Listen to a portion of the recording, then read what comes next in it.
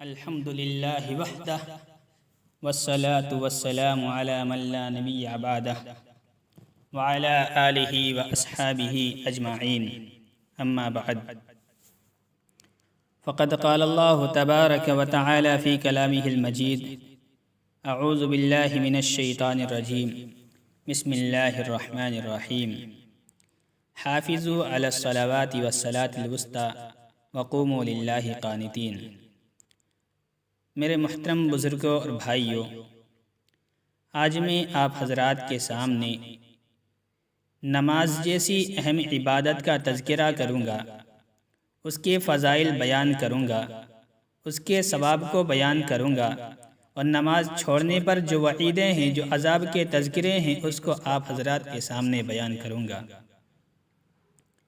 میرے بھائیوں، نماز اللہ تبارک و تعالی کی طرف سے عطا کردہ وہ حسین تحفہ ہے، جس کے ذریعے سے زندگی میں نورانیت پیدا ہو جاتی ہے، جس کے ذریعے سے انسان اللہ رب العزت کا مقرب بندہ بن جاتا ہے، جس کی وجہ سے انسان کے سارے گناہ معاف کر دیے جاتے ہیں اور وہ گناہوں سے پاک صاف ہو جاتا ہے۔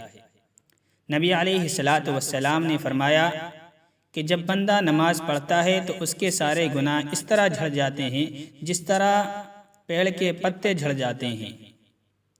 ایک مرتبہ نبی علیہ السلام نے فرمایا کہ ذرا مجھے یہ بتاؤ کہ جس شخص کے گھر کے سامنے ایک نہر جاری ہو اور وہ اس میں روزانہ 5 مرتبہ نہاتا ہو تو کیا اس کے چہرے پر، کیا اس کے جسم پر کوئی میل باقی رہ سکتا ہے؟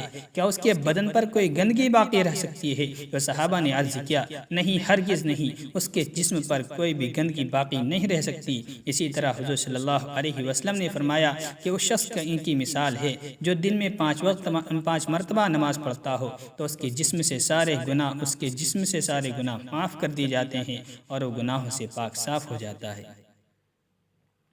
اور ایک مرتبہ فرمایا جاڑوں کے دن تھا اور درخت سے پتے ہل رہے تھے، درخت سے پتے جھڑ رہے تھے۔ آپ نے فرمایا کہ جس طرح اس درخت سے پتے جھڑ رہے ہیں، جب ایمان والا مومن نماز پڑھتا ہے تو اس کے بدن سے بھی سارے گناہ اس طرح جھڑ جاتے ہیں۔ تو میرے بھائیو، کل قیامت کے دن گناہ انسان کے لیے وبال ہوگا، اس کے لیے عذاب کا ذریعہ بنے گا، لیکن اگر ہم نمازوں کی پابندی کر لیں گے تو ہمیں اللہ رب العزت گناہوں سے دنیا میں ہی صاف اور پاک کر دے گا۔ نماز پڑھنے کا ثواب بہت زیادہ ہے۔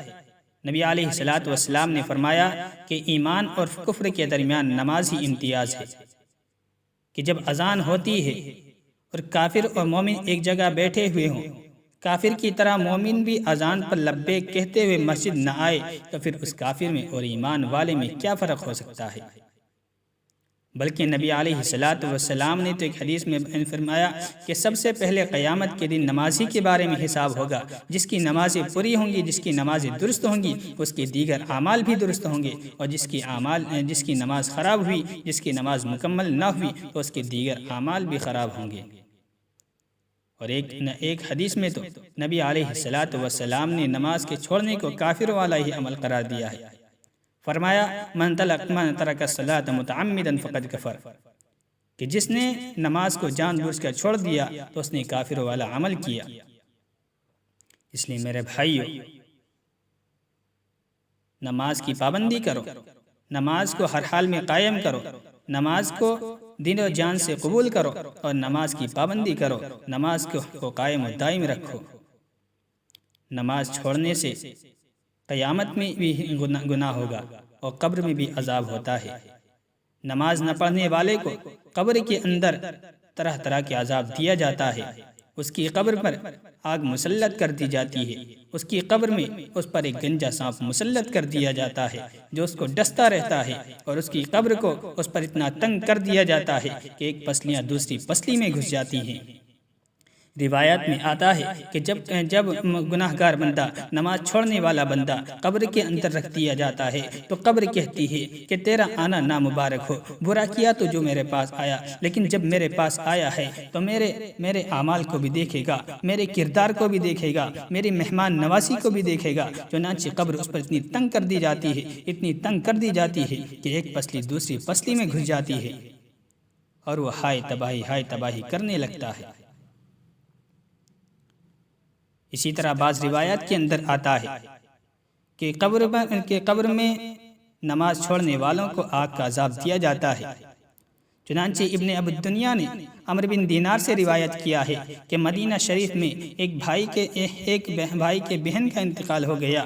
بھائی نے جب اس کو دفنایا اور دفنانے کے لیے جب اسے قبر میں اتارا تو اس کی جیب سے ایک تھیلی گر گئی جس کے اندر کچھ اشرفیاں تھیں، کچھ دنانیر تھے جو اس قبر کے اندر گر گئے۔ جب وہ دفنا کر گھر آیا تو اسے خیال اور اس نے اپنی پونجی کو نہ پایا، اس نے اپنے پیسوں کو، اپنے دینار کو نہ پایا، تو اسے خیال آیا کہ بہن کو دفناتے وقت وہ قبر میں ہی گر گئی ہے۔ چنانچہ وہ قبر کھودنے کے لیے گیا تاکہ اپنے دینار کو نکال لے، لیکن جب اس نے قبر کھودی تو یہ دیکھ کر حیران ہو گیا کہ پوری قبر کے اندر آگ ہی آگ ہے، پوری قبر آگ سے بھری ہوئی ہے۔ اس نے آ کر کے اپنی والدہ سے پوچھا اور کہا کہ بتا بہن کا کیا حال تھا، بہن کیا کام کیا کرتی تھی، کیا گناہ کرتی تھی۔ ماں نے پوچھا کیا بات ہے؟ فرمایا کہ میں نے دیکھا ہے کہ اس کی قبر کے اندر آگ بھری ہوئی ہے، وہ اس کی قبر میں آگ ہی آگ ہے، بتاؤ کیا گناہ کیا کرتی تھی۔ تو ماں نے کہا کہ میں کوئی اور گناہ تو نہیں جانتی، لیکن البتہ یہ ہے کہ وہ نماز میں سستی کیا کرتی تھی، کبھی نماز پڑھ لیتی، کبھی نماز چھوڑ دیا کرتی تھی۔ میرے بھائیو، ہم ذرا غور کریں کہ ہم کتنی نمازیں پڑھ رہے ہیں۔ نماز میں سستی کرنے کی وجہ سے وہی حال تھا کہ جس کے عذاب کو دنیا والوں نے دیکھ لیا، جس کے عذاب کو بھائی نے دیکھ لیا، آج ہمارا کیا حال ہوگا کہ ہم نمازوں کی پابندی نہیں کرتے ہیں۔ ہم تو نماز صرف جمعے کی ادا کرتے ہیں، صرف جمعے کی نماز پڑھ لینے سے ہم یہ سمجھتے ہیں کہ ہم ایمان والے ہیں اور ہمارے لیے جنت سجا ہی ہوئی ہے۔ میرے بھائی، جنت اتنی سستی نہیں ہے، جنت میں جانا کوئی اتنا آسان نہیں ہے۔ نماز کی پابندی کرو۔ آج ہم دنیاوی کاروبار میں لگ کر نماز کو بھول جاتے ہیں، دنیاوی کام و کاج میں لگ کر نماز کو بھول جاتے ہیں۔ آج موبائل کے استعمال کرتے وقت ہم نماز کو بھول جاتے ہیں۔ میرے بھائی، اسی موبائل کے اندر تیرے لیے نصیحت ہے، یہی موبائل تجھے نماز کی دعوت دیتا ہے۔ وہ کیسے؟ آپ جانتے ہیں کہ موبائل جو بنایا گیا ہے وہ فون پر بات کرنے کے لیے بنایا گیا ہے، وہ دوسرے سے بات کرنے کے لیے بنایا گیا ہے۔ اس کے اندر واٹس ایپ، فیس بک کا ہونا، اس کے اندر یوٹیوب وغیرہ کا ہونا، اس کے اندر دیگر سیٹنگوں کا ہونا، اس کے اندر کیلکولیٹر وغیرہ کا ہونا، یہ سب عارضی چیز ہے، لیکن موبائل جو اصل بنایا گیا ہے وہ صرف بات کرنے کے لیے بنایا گیا ہے۔ اور موبائل اپنی یہ کارگری کبھی نہیں بھولتا ہے، کبھی اپنا یہ کام نہیں بھولتا ہے۔ اگرچہ آپ کوئی کتنی بھی اہم ویڈیو دیکھ رہے ہوں، اگرچہ آپ کوئی بھی کام کر رہے ہوں، کیلکولیٹر میں اگرچہ آپ کیسا بھی حساب جوڑ رہے ہوں، لیکن جب اس پر کوئی فون کرتا ہے تو وہ ساری سیٹنگوں کو پیچھے کر دیتا ہے اور سب سے پہلے آپ کے سامنے فون کو ظاہر کرتا ہے، کیونکہ وہ جانتا ہے کہ اس کی جو بناوٹ ہوئی ہے، وہ جس چیز کے لیے پیدا کیا گیا ہے، جس چیز کے لیے بنایا گیا ہے، وہ ہے فون پر بات کرنا۔ تو اس لیے وہ ساری سیٹنگوں کو بلاک کر کے سب سے پہلے آپ کے سامنے فون کو ظاہر کرتا ہے۔ میرے بھائی، ذرا غور کر۔ اللہ تبارک و تعالیٰ نے فرمایا وَمَا خَلَقْتُ الْجِنَّ وَالْإِنسَ إِلَّا لِيَعْبُدُونَ، کہ میں نے انسان و جنات کو اپنی عبادت کے لیے بنایا ہے۔ ہمارے ساتھ بھی بہت سی چیزیں جڑی ہوئی ہیں، ہمارا کھانا پینا ہے، ہمارا کاروبار ہے، ہماری دنیاوی ضرورتیں ہیں، ہمارے عیش و عشرت کی چیزیں ہیں اور ہمارے کاروبار ہیں، لیکن یہ سب چیزیں عارضی ہیں۔ اصل جو انسان پیدا کیا گیا ہے وہ اللہ کی عبادت کے لیے پیدا کیا گیا ہے، وہ نماز کے لیے پیدا کیا گیا ہے، وہ سجدوں کے لیے پیدا کیا گیا ہے، وہ اللہ کے سامنے جھکنے کے لیے پیدا کیا گیا ہے۔